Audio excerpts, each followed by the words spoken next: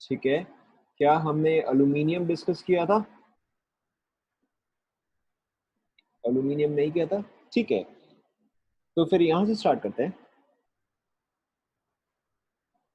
Last class हमने iron discuss किया था। आयरन के केस में हमने डिस्कस किया था कि ये चीज जो है ब्लास्ट फर्नेस में आप एक्सट्रैक्ट करते हो, ठीक है। ब्लास्ट फर्नेस के केस में हमने डिस्कस किया था कि यहाँ पे देयर इज समथिंग, यहाँ से आप एयर पास करवाते हो, the temperature down the blast furnace continuously increases. Apart from that आप यहाँ पे ऐड करते हो charge which is ore limestone and coke, ठीक है। इसके अलावा कुछ इसमें इंपॉर्टेंट पॉइंट्स थे सच एज कि यहाँ पे गैंग पार्टिकल्स क्या है, इसमें आप फ्लक्स क्या ऐड करते हो, what is the actual reducing agent, ठीक है, and the difference between pig iron and wrought iron, ठीक है। अपार्ट फ्रॉम दैट एक्सट्रैक्शन में तीन पर्टिकुलर मेथड्स आपको बहुत ही अच्छे से आना चाहिए, iron, aluminium and leaching. So iron we have done, next is aluminium. Again aluminium के एक्सट्रैक्शन के लिए बहुत सारे प्रोसेस होते हैं, ठीक है। For example it could be Parkes process और it could be Serpeck's process, but again most important process is Hall Heroult's process, ठीक है। This is by far the most important process.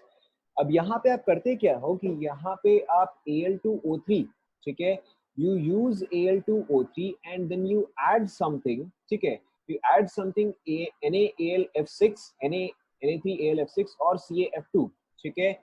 this part sodium वाला जो compound है this is called as cryolite, ठीक है, this is called as cryolite. ये जो है नेक्स्ट पेज पे है, this is called as cryolite, ठीक है। And the other part CaF2 is called as fluorspar, ठीक है। स्पेलिंग हो सकता है गलत, तो आप बाद में चेक कर लेना। So this compound is called as cryolite, this compound is called as fluorspar, ठीक है। Now why do you add these two compounds is the most important question. These two compounds are added, ठीक है, इसके दो reason होते हैं। First is to lower the melting point, first reason is to lower the melting point and the second reason is to increase conductivity, ठीक है। आपको यहाँ पे ये दो रीजन ही याद रखना है कि these compounds are added to lower the melting point, and then to increase conductivity.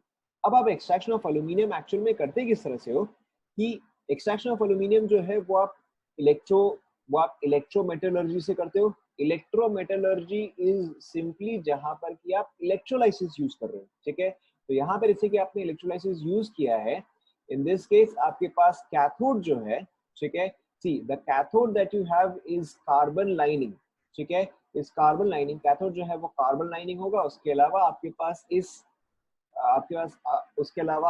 ये जो इलेक्ट्रोलाइट है, ठीक है, इलेक्ट्रोलाइट में you have molten Al2O3, molten Al2O3 यानी कि आपने इसको मेल्ट किया होगा, ठीक है। और इसी का मेल्टिंग पॉइंट लोअर करने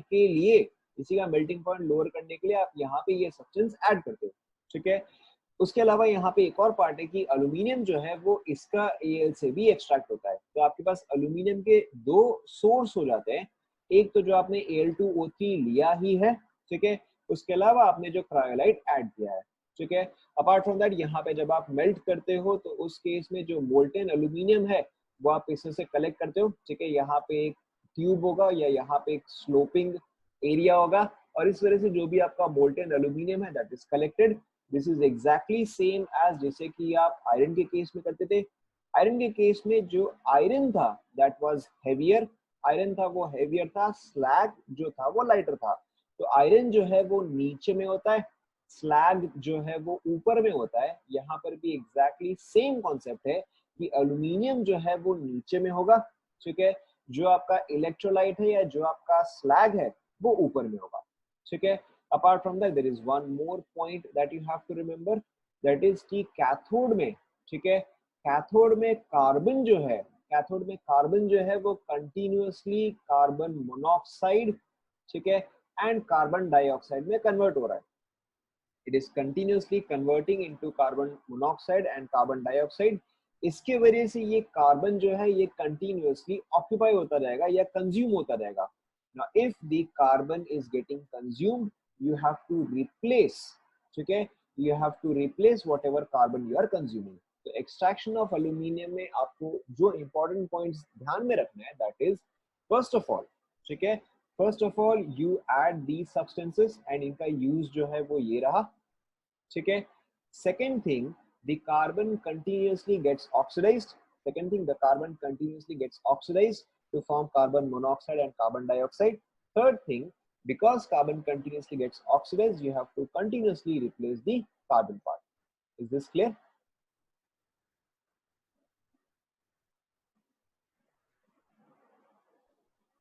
Clear to everyone? रिप्लेस का मतलब क्या हुआ? देखो, रिप्लेस का मतलब क्या हुआ, ये कार्बन जो है वो continuously carbon monoxide and carbon dioxide की तरह वो एस्केप करता रहेगा, ठीक है। तो ये जो अभी आपको इतना थिक लेयर दिख रहा है, बाद में ये लेयर जो है वो थिन हो जाएगा, ठीक है। तो आप इसी बस लेयर को आप वापस से रिप्लेस करोगे कि ये जो लेड कार्बन लाइनिंग है, ठीक है, कार्बन लाइनिंग को ही आप रिप्लेस करोगे। Okay,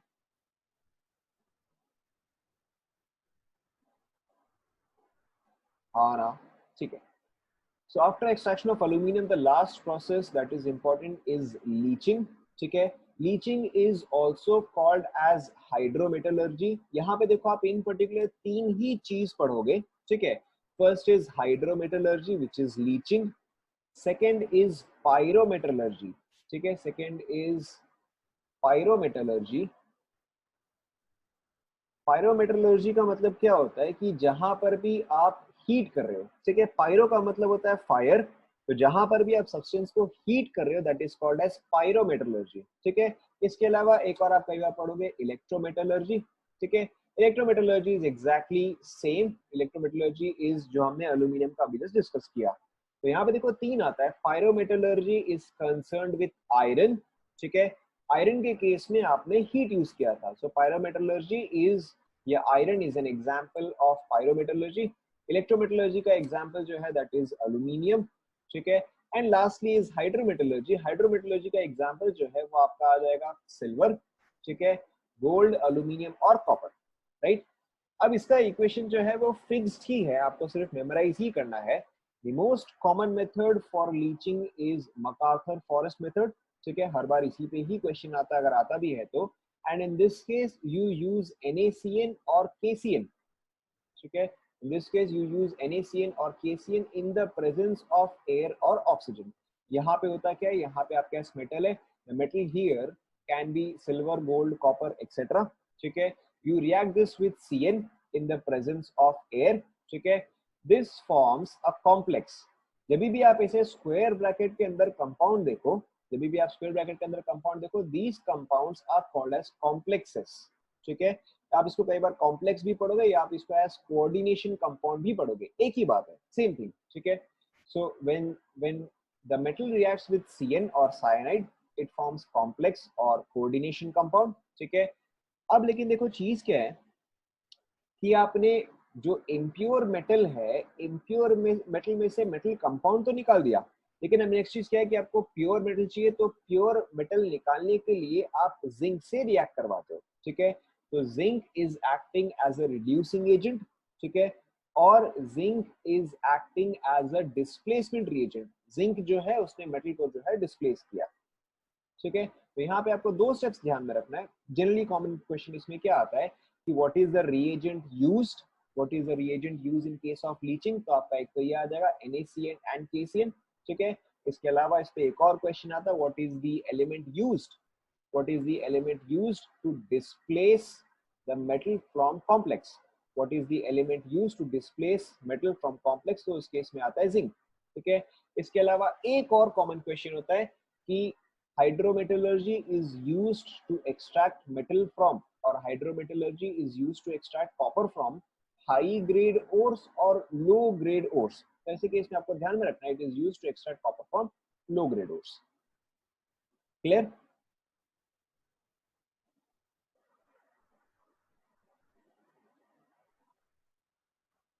clear? NaCN का यहाँ पे NaCN का एज सच यूज नहीं है, यहाँ पे यूज जो है वो CN पार्ट का है, ठीक है। CN जो है वो आप यूज करते हो कॉम्प्लेक्स फॉर्म करने के लिए, ठीक है। हर हर एनायन जो है वो कॉम्प्लेक्स फॉर्म नहीं कर सकता है, आपको कुछ स्पेसिफिक कॉम्प्लेक्सेस ही चाहिए होंगे। एंड इन पर्टिकुलर आप यहाँ पे CN कॉम्प्लेक्स क्यों यूज करते हो, क्योंकि CN कॉम्प्लेक्स जो है वो इन सभी एलिमेंट्स का सॉल्यूबल है, ठीक है। इन सभी एलिमेंट्स का CN कॉम्प्लेक्स जो है वो सॉल्युबल है, इसलिए आप इन पर्टिकुलर इन दोनों में से कोई सा भी कंपाउंड यूज करते हैं।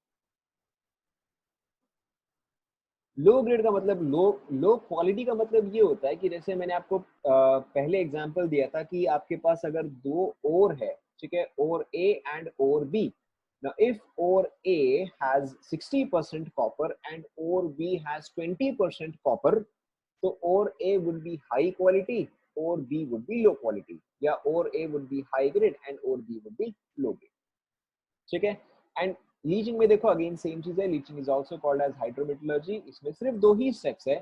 First step is complex formation. ठीक है, फर्स्ट स्टेप में आपने क्या किया, आपने कॉम्प्लेक्स फॉर्म किया. सेकेंड स्टेप में आपने उसी कॉम्प्लेक्स में से मेटल जो है वो रिमूव किया. ठीक है, उस मेटल को रिमूव करने के लिए आपने यूज किया है सिंपली जिंक.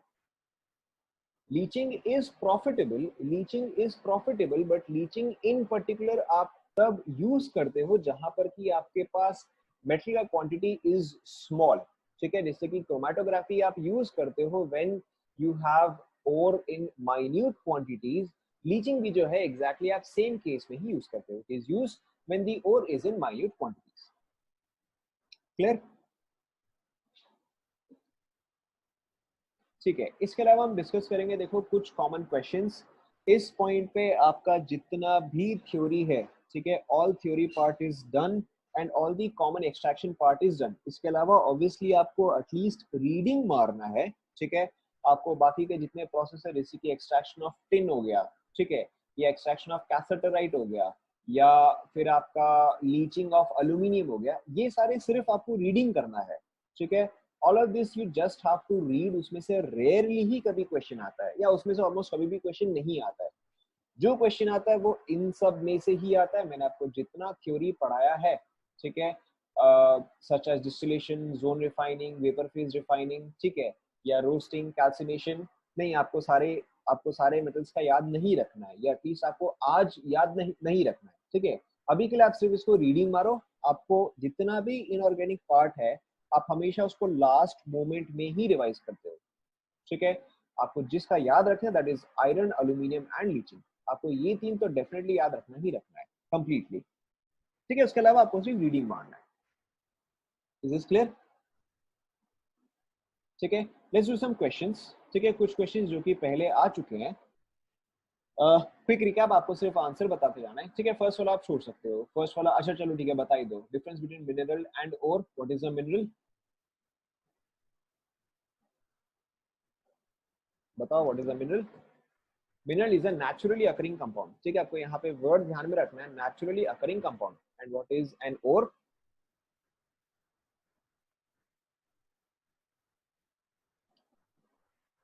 ठीक है, ore is a useful mineral. ठीक है, और ore is a mineral from which metal can be extracted profitably. ठीक है, फिर सेकंड वाला अगर आप देखो, करेक्ट, सेकंड वाला अगर आप देखो, flux plus something is equal to, ये वाला बताओ आप. Correct, flux plus gangue gives you slag. Absolutely right. Next is steps in reduction. ठीक है, रिडक्शन में दो स्टेप्स होते हैं. रिडक्शन में दो स्टेप्स होते हैं, क्या क्या बताओ?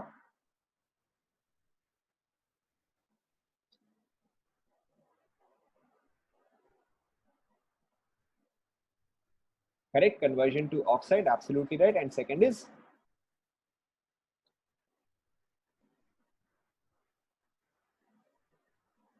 oxide to metal. Correct, ठीक है. Next is example of self reduction. आप कोई भी एक एग्जांपल दो सेल्फ रिडक्शन का.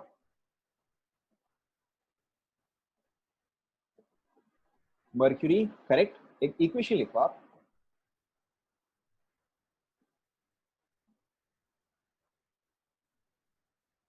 आपको इक्वेशन बैलेंस करने की जरूरत नहीं, आप रफली लिख सकते हो, मेरे समझ में आ जाएगा.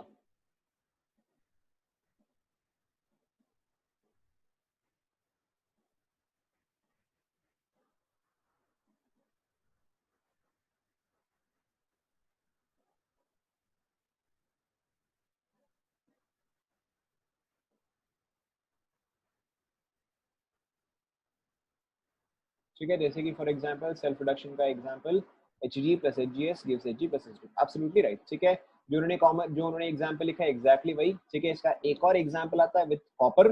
आपको दो ही एग्जांपल याद रखने सेल्फ रिडक्शन का. एक आपका हो गया मर्क्यूरी, दूसरा आपका हो गया कॉपर. ठीक है, next one use of zone refining. Zone refining is used to make.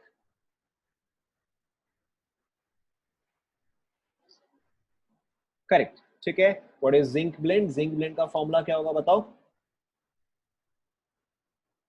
Correct. What is calamine? Calamine का फॉर्मूला क्या होगा? आप चाहे तो लिस्ट देख सकते हो, नो बिग डील। अगर आपके पास एनसीईआरटी वगैरह कुछ भी है तो आप देख सकते हो। ठीक है। Calamine is ZnCO3। Correct, calamine is ZnCO3। Formula for hematite and magnetite? Hematite is, hematite and magnetite बताओ। Correct, hematite is Fe2O3 and magnetite is Fe3O4।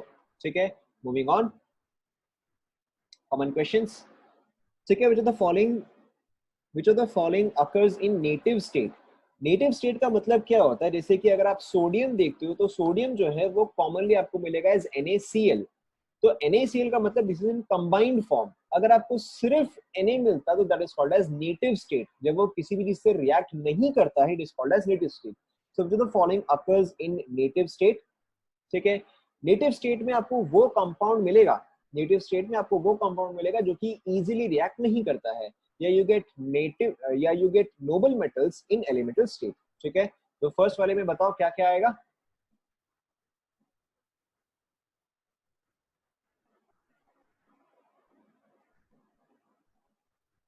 ठीक है, फर्स्ट वाले में आपका आएगा गोल्ड, सिल्वर एंड प्लैटिनम।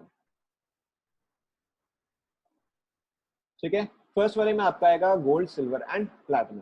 फिर उसके अलावा next question, which of the following cases you have to use electrometallurgy? बताओ।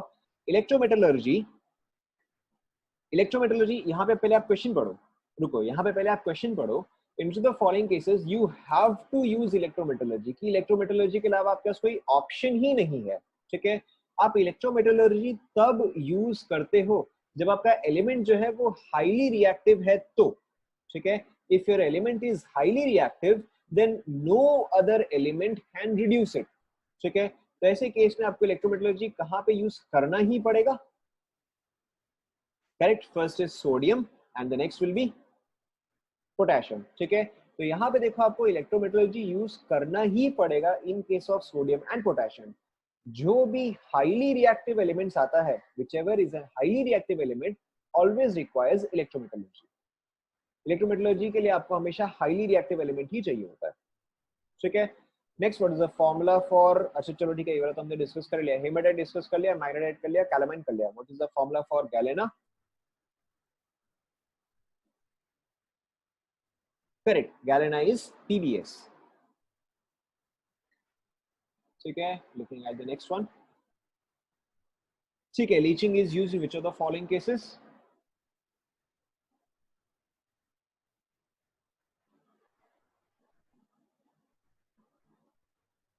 ठीक है, यहाँ पे मल्टीपल ऑप्शंस है, आप एक ही मैसेज में सारे ऑप्शंस लिखो, एक ही में।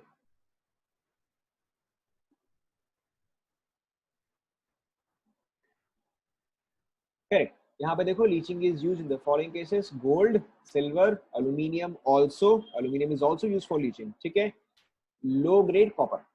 ठीक है, तो यहाँ पे आपका ऑप्शन क्या आएगा? A B C and E, C भी आएगा। ठीक है, फिर उसके अलावा next for sulphide ores which of the following are commonly used? बताओ। ठीक है, for sulphide ores there are two things which you use in common, first is roasting, ठीक है, and the second is froth rotation. Clear to everyone?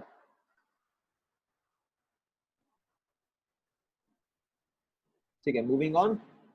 ये चीज आपको already पता है, first diagram is of, first diagram किस चीज का बताओ? फर्स्ट डायग्राम, हाँ, first diagram is of liquation. Correct, first diagram is of liquation. ठीक है, सेकंड डायग्राम किस चीज का है बताओ? हालांकि यहाँ पे लिखा हुआ ही है मैग्नेटिक सेपरेशन। ठीक है, third diagram is of, third diagram is of, ये अगेन आपको दिख ही रहा है, third diagram is of distillation. ठीक है, सब लिखा हुआ है। Fourth diagram is of fruit rotation. ठीक है, आपको हो सकता है कि जो मैंने आपको डायग्राम दिखाया है उसके अलावा डायग्राम थोड़े से डिफरेंट हो, बट आपको मोर और लेस डायग्राम देखते ही समझ में आ जाएगा कि एक्चुअल में दिया हुआ क्या है। ठीक है,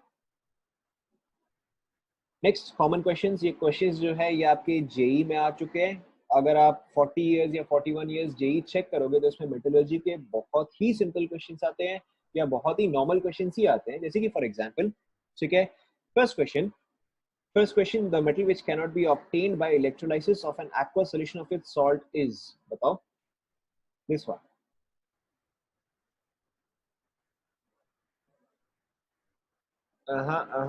आपको थोड़ा सा दिमाग लगाना पड़ेगा।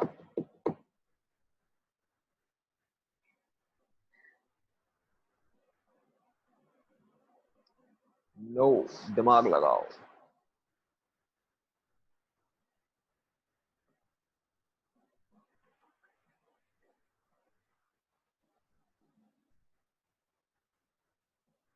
देखो, सबसे पहले अगर आप इलेक्ट्रोलाइसिस कर रहे हो, ठीक है, अगर आप इलेक्ट्रोलाइसिस कर रहे हो तो जो मेटल पार्ट होता है, ठीक है, जो मेटल पार्ट होता है वो किधर जाता है? वो कैथोड में जाता है या एनोड में जाता है?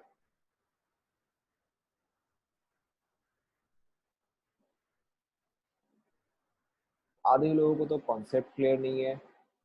जो मेटल पार्ट है या जो कैटायन पार्ट है, ठीक है, cation goes to cathode, anion goes to anode, ये आपको याद रखना है। C goes to C, A goes to A, ठीक है।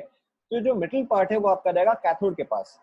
अब देखो, जब भी आपको एक्वस सॉल्यूशन दिया जाता है, ठीक है, whenever you are given aqueous solution, उसका उसका उसका मतलब क्या होता है कि अगर सपोज करो आपके पास है NaCl aqueous, ठीक है, या आपके पास है NaOH aqueous, whenever you are given aqueous, आपको हमेशा मेंटली ये याद रखना है कि aqueous का मतलब उसमें H plus and OH minus भी होगा ही होगा, ठीक है। फॉर एग्जाम्पल, अगर आपको दिया जा रहा है NaCl aqueous, NaCl aqueous का मतलब क्या हुआ कि उस सॉल्यूशन में जो आयंस होंगे, NaCl aqueous का मतलब सॉल्यूशंस में जो आयंस होंगे that will be Na plus, Cl minus, H plus and OH minus, ठीक है। aqueous का मतलब हमेशा H plus and OH minus को आप इंक्लूड करोगे ही करोगे। लेकिन अगर आपको फ्यूज्ड दिया हुआ है या मोल्टेन दिया हुआ है, यानी कि अगर सपोज करो आपको दिया हुआ है NaCl मोल्टेन या NaCl फ्यूज्ड, अब इसका मतलब क्या है कि आपके पास सिर्फ Na plus and Cl minus ही होगा। तो aqueous का मतलब you also have to consider H plus and OH minus. Fuse का मतलब आपको कंसीडर करने की जरूरत नहीं है, ठीक है। तो अब क्योंकि आपको aqueous सॉल्यूशन दिया गया है एंड कैथोड है, ठीक है, तो फर्स्ट वाले में अगर आप देखोगे, फर्स्ट वाले में आपके पास कैथोड है Ag, कैथोड पे जाएगा Ag plus and H plus, cathode पे आपके पास जाएगा Ag plus and H plus, तो कौन सा डिस्चार्ज होगा? ठीक है, आपने हो सकता है ये चीज 10th क्लास में पढ़ा होगा, पढ़ा है नहीं पढ़ा है? ठीक है, शायद आपने नहीं पढ़ा है, मुझे देख के लग रहा है आपने शायद नहीं पढ़ा है, ठीक है। आपको रफली रिएक्टिविटी सीरीज ध्यान में है? रफली, एग्जैक्टली नहीं, रफली आपको रिएक्टिविटी सीरीज ध्यान में है सभी को, ठीक है। रिएक्टिविटी सीरीज में देखो क्या होता है, रिएक्टिविटी सीरीज में जब आप डिस्चार्ज करने वाले हो, ठीक है, जब आप डिस्चार्ज करने वाले हो तो जो ऊपर में होता है, ठीक है, जो ऊपर में होता है, यार अगर आप ऐसे समझो कि आप इसको ऐसे समझो, ठीक है, आप ऐसे समझो कि अगर सपोज करो आपके पास है कॉपर एंड हाइड्रोजन, ठीक है, आप एग्जांपल लेते हैं, सपोज करो अगर आपके पास है copper and hydrogen, option C. तो अगर सपोज करो आपके पास कॉपर एंड हाइड्रोजन है तो between both of these which is more reactive, या रिएक्टिविटी सीरीज में ऊपर कौन आएगा? हाइड्रोजन आएगा, ठीक है, रिएक्टिविटी सीरीज में जो है वो हाइड्रोजन आएगा, यानी कि हाइड्रोजन जो है वो कॉपर को डिस्प्लेस कर सकता है, ठीक है, हाइड्रोजन जो है वो कॉपर को डिस्प्लेस कर सकता है, लेकिन कॉपर जो है वो हाइड्रोजन को डिस्प्लेस नहीं कर सकता। Is this clear? Hydrogen can displace copper but copper can not displace hydrogen, ठीक है। तो अगर ऐसे केस में, ठीक है, अगर ऐसे केस में कॉपर जो है अगर वो डिस्चार्ज हो भी गया, अगर कॉपर जो है वो डिस्चार्ज हो भी गया, तो भी हाइड्रोजन जो है वो वापस वापस से रिएक्ट करेगा।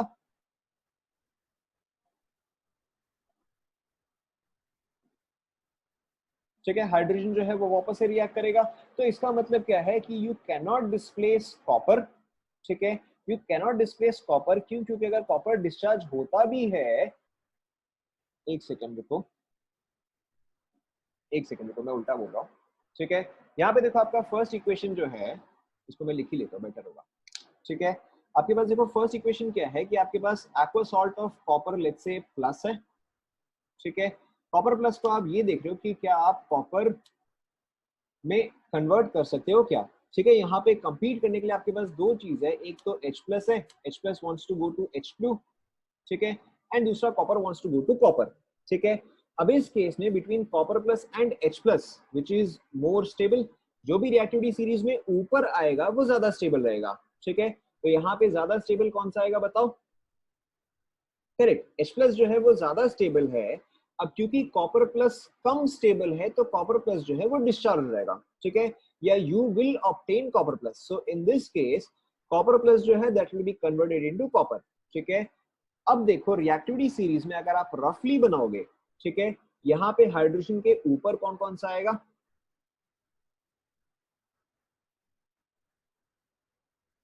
हाँ करेक्ट, यहाँ पे जो आपको ऑप्शन दिया गया है silver, calcium, copper, chromium, hydrogen के ऊपर आएगा कैल्शियम एंड क्रोमियम, ठीक है। हाइड्रोजन के ऊपर आएगा कैल्शियम एंड क्रोमियम, हाइड्रोजन के नीचे आएगा सिल्वर एंड कॉपर, ठीक है। तो अगर आप रफली इसको देखोगे तो आपका रफली ऑर्डर क्या आएगा, आपका आएगा मोस्ट रिएक्टिव कैल्शियम, उसके नीचे आएगा क्रोमियम, उसके नीचे हाइड्रोजन, उसके नीचे कॉपर एंड सिल्वर, ठीक है। अब आपको क्या ध्यान में देना है, ऊपर वाला डिस्चार्ज नहीं होता है, नीचे वाला डिस्चार्ज होता है, क्योंकि ऊपर वाला जो है वो ज्यादा स्टेबल होता है। CuCa कैल्शियम जो है वो 2 प्लस के फॉर्म में ज्यादा स्टेबल है, ठीक है। कैल्शियम जो है अगर आप कंपेयर करोगे कैल्शियम एंड कॉपर में, तो कैल्शियम का 2 प्लस जो है वो ज्यादा स्टेबल है, तो कैल्शियम जो है वो 2 प्लस में रहेगा। कॉपर का 2 प्लस जो है या कॉपर का 1 प्लस जो है वो कम स्टेबल है, तो कॉपर जो है वो डिस्चार्ज करेगा, ठीक है। तो in this case what you have to remember is ऊपर वाला डिस्चार्ज नहीं करेगा, नीचे वाला डिस्चार्ज करेगा, ठीक है। तो अब यहाँ पे ऐसा कौन सा है जो कि आप डिस्चार्ज नहीं कर सकते,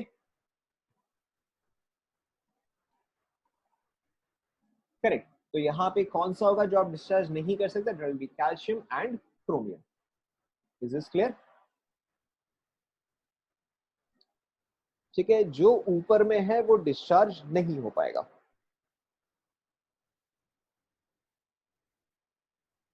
ठीक है। तो देखो next question, next question is question, हाँ हो सकता है, देखते हैं, लेट्स सी, ठीक है। Next question is in the context of Hall Heroult process, जैसे हमने डिस्कस किया, ठीक है, which of the following statement is false, which of the following statement is false. हम एक ही करके स्टेटमेंट जाते हैं। Al3+ is reduced at the cathode to form aluminum, is this right or wrong?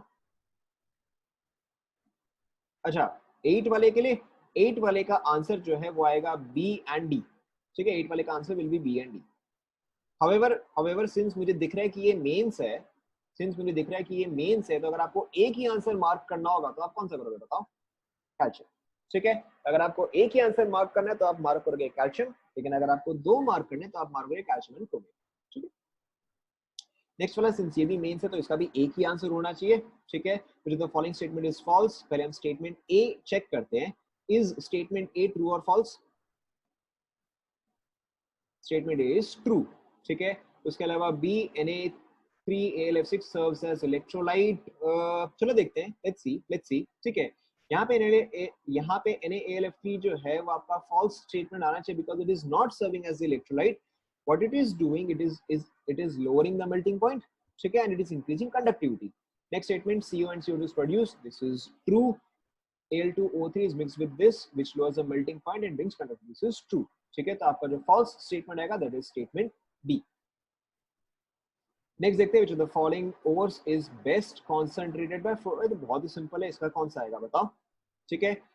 क्योंकि आपको फोर्स रोटेशन चाहिए, so you need something which is a sulphide, ठीक है, आपको एक सल्फाइड और चाहिए। गलेना का फॉर्मूला जस्ट हमने भी डिस्कस किया, दैट इज PbS। मालाचाइट इज, मालाचाइट बताओ, हाँ मालाचाइट कौन सा होता है बताओ, नो नो नो, करेक्ट, मालाचाइट जो है that is copper carbonate and copper hydroxide, ठीक है। अगेन याद रखना जरूरी नहीं है, बट अगर आपको याद है तो बहुत अच्छी बात है। Malachite is copper carbonate and copper hydroxide, एक साथ मिला के उसको मालाचाइट बोलते हैं। मैग्नेटाइट इज Fe3O4, आपको ऑलरेडी पता है। सिडराइट इज बताओ, करेक्ट, सिडरेट इज FeCO3, तो यहाँ पे आपका आंसर कौन सा आएगा? ए। नेक्स्ट नेक्स्ट, ठीक है, ये वाला क्वेश्चन आप छोड़ सकते हो, ठीक है, ये कुछ और था, इसको आप छोड़ सकते हो, ठीक है, 1 2 एंड 3, ठीक है। क्वेश्चन नंबर 3 बताओ। क्वेश्चन नंबर 3 अगेन सिंपल ही है, आप देख सकते हो कि क्वेश्चन जो है वो बार बार रिपीट होते हैं, ठीक है, एक ही टाइप का क्वेश्चन आता है, बहुत ज्यादा वेरिएशन नहीं आता है। Most common question is again आपका फ्लूइड फिल्ट्रेशन मेथड ही आपका मोस्ट कॉमन क्वेश्चन है, ठीक है। तो थर्ड वाले में आंसर आएगा गैलेना। कैसेटराइट क्या होता है बताओ?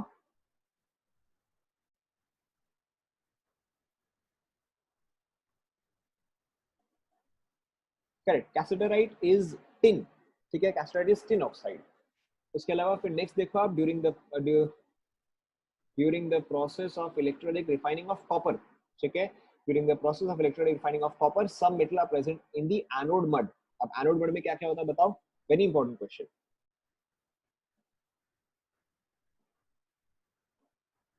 Correct, gold and, correct, gold and silver, ठीक है। आप कई बार इसको ऐसे पढ़ोगे कि एनोड मड में जो गोल्ड एंड सिल्वर होता है, ओकेजनली प्लैटिनम भी होता है, आप उसको रिकवर करते हो, ठीक है, आप उसको रिकवर करते हो and that helps in recovering the cost, ठीक है। आप इसको याद कर लो कि gold and silver obtain from anode mud helps in recovering the cost, ठीक है। ये वाला क्वेश्चन आप छोड़ दो, फिर क्वेश्चन नंबर 7 बताओ। Very simple question,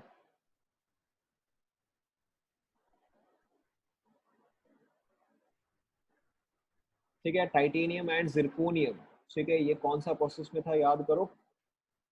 D, Van Arkel process, ठीक है, this was in the Van Arkel process। And Van Arkel process in particular किसके अंडर आता था बताओ?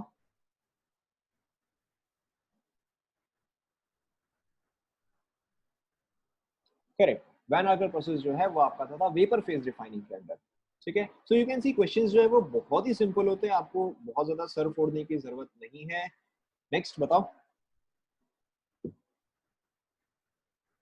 फर्स्ट क्वेश्चन का आंसर क्या होगा बताओ, फर्स्ट का? हाँ ठीक से देखो,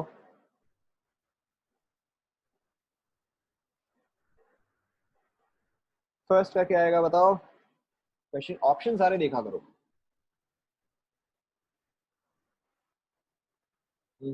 आप ऑप्शन नहीं देख रहे हो, फर्स्ट वाले का आप ऑप्शन देखो ढंग से, ठीक है। फर्स्ट वाले में aluminium is extracted by the electrolysis of, very important, aluminium mix with molten cryolite, ठीक है, क्योंकि उसके बिना जो है अल्यूमिनियम का मेल्टिंग पॉइंट बहुत ही हाई होता है, ठीक है।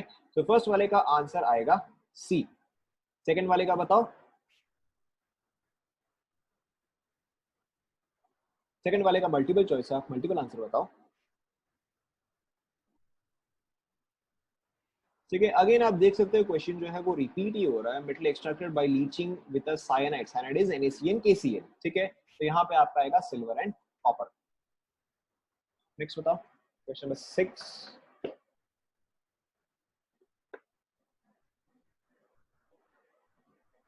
अब सिर्फ ऑप्शन बोलो, ठीक है, आप ऐसे लिखो कि 6 का ABCD कौन सा, 7 का ABCD कौन सा एंड 8 का ABCD कौन सा, ठीक है, आप शॉर्टली बताओ।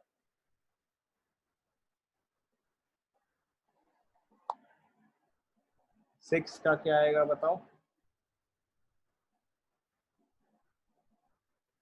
करेक्ट, जिंक के केस में आप यूज करते हो रोस्टिंग, क्योंकि जिंक ब्लेंड है तो ZnS होगा, ZnS है तो आप रोस्टिंग यूज करोगे ही करोगे। एंड जिंक के केस में आपको ध्यान में रखना है कि in that case we use reduction with carbon, ठीक है। तो जिंक के केस में आएगा बी। 7 के लिए कौन सा आंसर आएगा बताओ?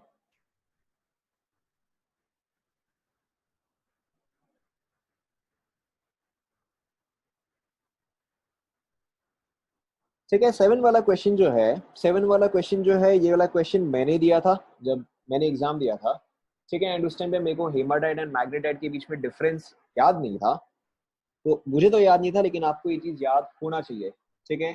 सबसे पहले देखो, आपको मैंने बता दिया हेमाटाइट, ठीक है, haematite is Fe2O3 and magnetite is Fe3O4, right, ठीक है। तो हेमाटाइट में आपका आयरन का ऑक्सीडेशन स्टेट क्या आएगा बताओ? हेमाटाइट में आयरन का oxidation state is 3 and magnetite मैंने आपको बताया था कि ये जो है this is actually two compounds, this is Fe2O3 and FeO, ठीक है। तो यहाँ पे स्टेट क्या आएगा 2 and 3, ठीक है। तो in case of haematite, haematite का आएगा 3, हेमाटाइट का 3 यानी कि आपका आएगा ऑप्शन डी, ठीक है। ठीक है, मैंने इसको बाद में कैसे याद किया था, एग्जाम के बाद मैंने इसको कैसे याद किया था, मैंने इसको याद किया था एज हे माँ, पहले हे बाद में माँ, ठीक है। तो आप इसको, या एटलीस्ट मैंने कैसे याद रखा था कि मुझे पता है फॉर्मूला क्या है, देखो फॉर्मूला क्या है Fe2O3, ठीक है। एंड उसके बाद फॉर्मूला क्या है Fe3O4, ठीक है। तो यहाँ पे देखो वैल्यू क्या क्या आ रहा है, 2 आ रहा है, फिर 3 आ रहा है, फिर 4 आ रहा है, या 2 आ रहा है, फिर 3 आ रहा है, फिर 4 आ रहा है, ठीक है। तो मैंने इसको ऐसे याद किया था, इस पहले ए आता है, फिर बाद में माँ आता है, हो जाएगा। ठीक है, आप हेमाटाइट वाला ही देख सकते हो, हेमाटाइट में पहले एच ई आता है, बाद में एम ए आता है, ठीक है। नेक्स्ट वन, क्वेश्चन नंबर 8,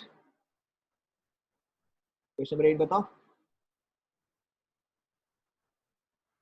ठीक है, ऑक्सीडाइजिंग एजेंट जो है ऑब्वियसली ऑक्सीजन होगा, रिड्यूसिंग एजेंट जो है दैट इज जिंक।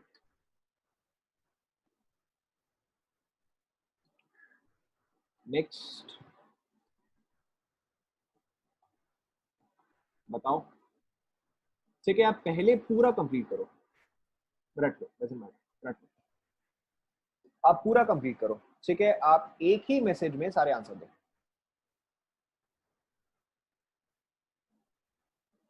या एटलीस्ट आप पहले पूरा क्वेश्चन नंबर 1 करो, फिर क्वेश्चन नंबर 2 करो, फिर क्वेश्चन नंबर 3 करो,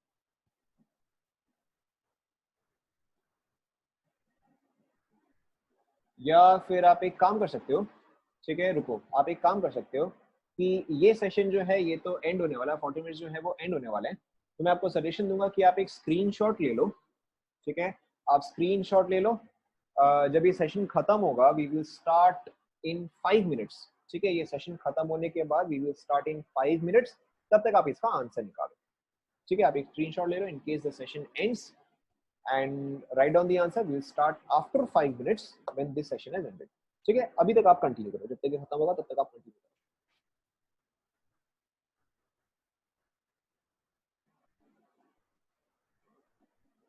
हाँ, पूरा एक साथ, पूरा एक साथ।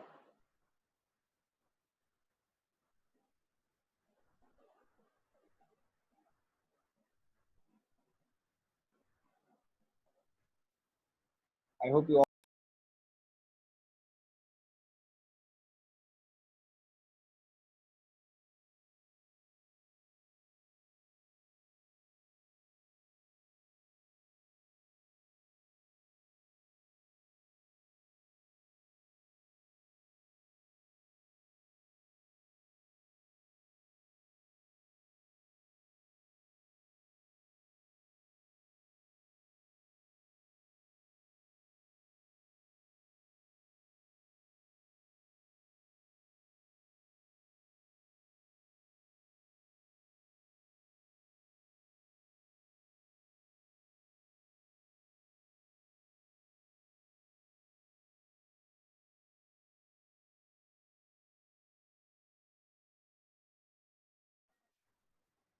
अगर आपने आंसर निकाल दिया तो आप टाइप कर सकते हो।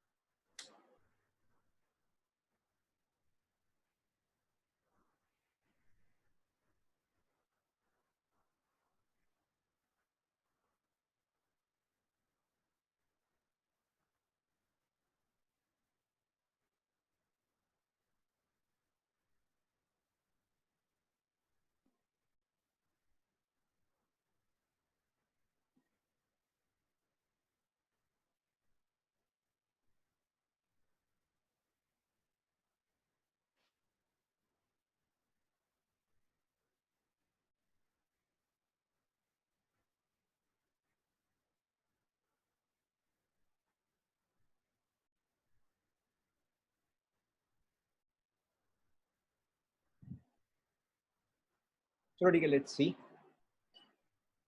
ठीक है, ऑब्वियसली यहाँ पे मल्टीपल एंड सिंस मैं एक्सपेक्ट नहीं करता कि आपने अभी तक पूरा मटेरियल कंप्लीट किया होगा, तो हम एटलीस्ट ट्राई करेंगे जितना हो जाए उतना आप आंसर करो, ठीक है।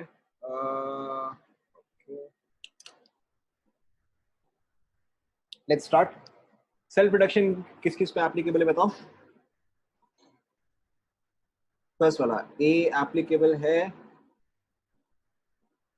ठीक है, P and R correct. Self production is applicable on on lead as well as copper, ठीक है। इनकेस अगर आपने पूरा पढ़ ले तो फिर आपको आ गया होगा, नहीं भी है तो भी कोई दिक्कत नहीं है, एटलीस्ट अगर आपको कॉपर आ गया तो चल जाएगा, ठीक है। Carbon reduction, correct, carbon reduction के केस में आपका आता है लेड, सॉरी, कार्बन रिडक्शन के केस में आपका आता है लेड। कॉम्प्लेक्स फॉर्मेशन, ये तो बहुत सिंपल है, complex formation and then displacement by metal, Q and, Q and दो आएगा, correct, Q and are,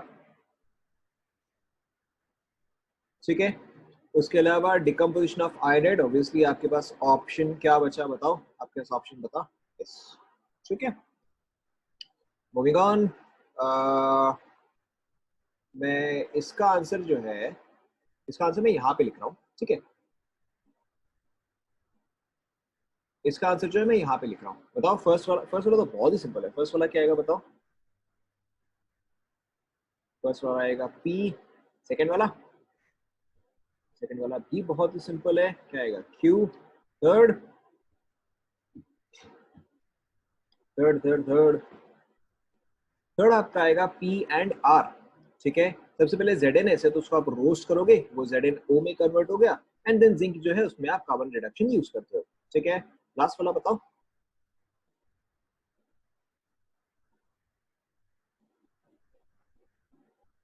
last वाला आएगा पी एंड एस, ठीक है। सबसे पहले आप उसको रोस्ट करोगे या पार्शियली रोस्ट करोगे, अपार्ट फ्रॉम दैट वहां पे फिर आप सेल्फ रिडक्शन यूज कर सकते हो, ठीक है।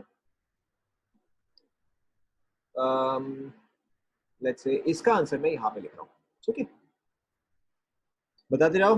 फर्स्ट वाले ए के लिए क्या क्या आएगा, ए के लिए सिडराइड आएगा, ठीक है। अपार्ट फ्रॉम दैट कैलामाइन आएगा, ठीक है। बी के लिए, बी के लिए आएगा सिर्फ टी, करेक्ट। सी के लिए क्यू एंड आर, डी के लिए आर, ठीक है। Is this clear?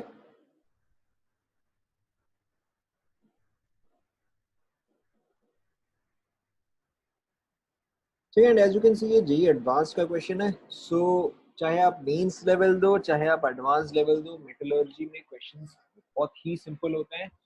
तो metallurgy is not a chapter जहां पर कि आपको बहुत ज्यादा सर फोड़ने की जरूरत है, आप सिंपली एनसीईआरटी करो ना, इनफ है। हाउएवर अगर आपको एक्स्ट्रा रीडिंग करना है तो उसके लिए मैंने